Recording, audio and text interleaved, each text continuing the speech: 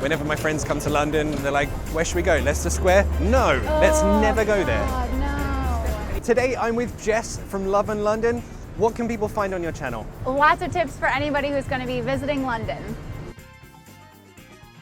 Imagine that you only have a day to visit London, or even half a day, even 1 hour. How can you see the best sights of London? Well, me and Jess are going to show you the best sights of London in just around half an hour. Let's go. So we're going to start in Piccadilly Circus. This is where every tourist comes to begin with, so this is where we're going to start. Yep. Do you like coming to Piccadilly Circus to hang out? Not particularly, no, but I think everyone likes to get the pictures of the signs in the background and of the statue and just to check it out because it's world famous. Exactly. So this is a great place to start. Get your photos and leave immediately. Let's start the clock.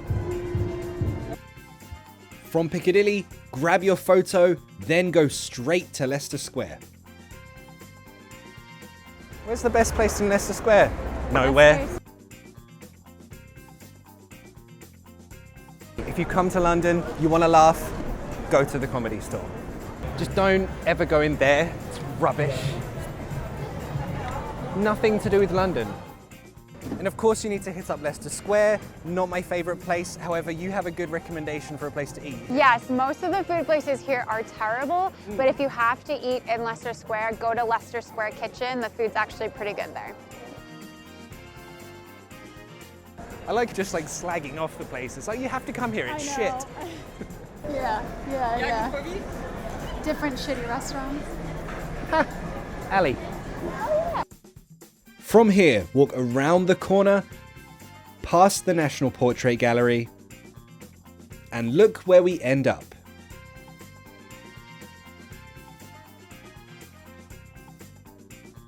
And that brings us to Trafalgar Square. Obviously, you want to come here, you want to get all the cool photos. Behind us, this is the National Gallery. And it's free to get into, and if you come on a hot day, it's nice and air conditioned in there. True. So go in for a little bit of a walk and see some of the artwork, just for a nice break even.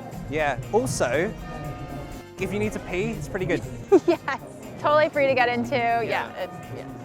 Which, by the way, if you're looking for free places and cool places to pee, you should check out Jess's itinerary of London. Yeah, it covers more than that. It's an itinerary all around the city, but I also have the toilets marked off.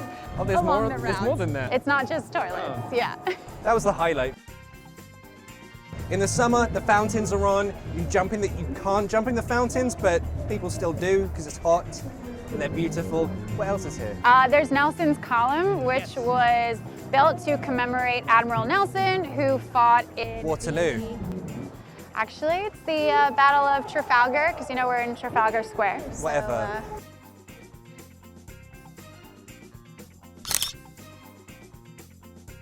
And there's also a reason that we're not doing Big Ben right now on this route, because as you can see, Big Ben is in Clock Hospital. It's going to be under wraps until 2021, I think. Yeah, about 2021. Yeah, so if you're watching this video in 2021, ignore this video, go to Big Ben. But if you're watching this before 2021, just continue with us.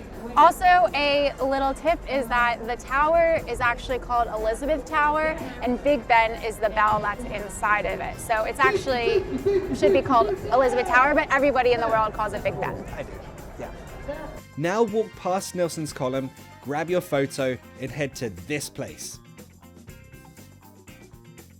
So from Trafalgar Square, we're going to go down the Mall straight down to Buckingham Palace. But before we go there, there's something I have to show you. Yep. There's a tiny little secret hidden in this wall, and there's a tiny little nose made of bronze.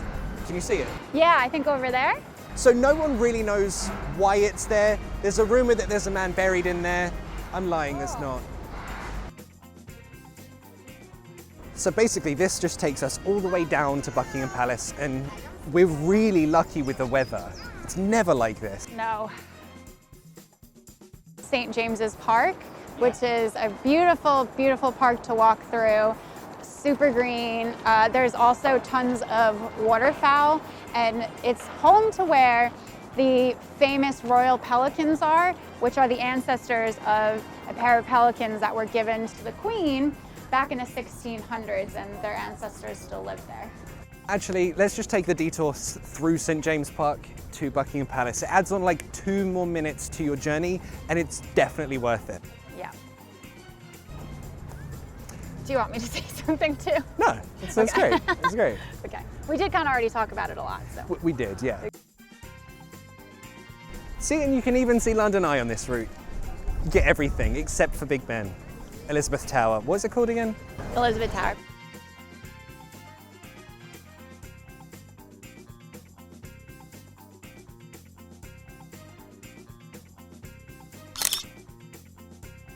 I like this guy. Which finally brings us up to Buckingham Palace. So we're going to get the good view in just a moment, and this is where we finish our tour. What's been your favorite bit? Always St. James's Park. Yeah, it's so beautiful. So all we need to do now is take a photo here, and then we touristed. We touristed. Boom.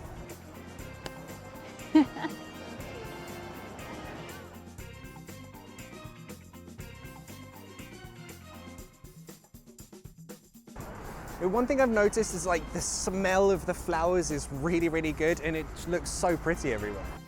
Yeah, they plant, like tens of thousands of flowers every spring and also every winter, and they always look so beautiful. It's really nice. It smells like honey. It smells so good. And finally, Buckingham Palace, 38 minutes. We've seen the best sights of London in under an hour. Let's take our photo and get out of here.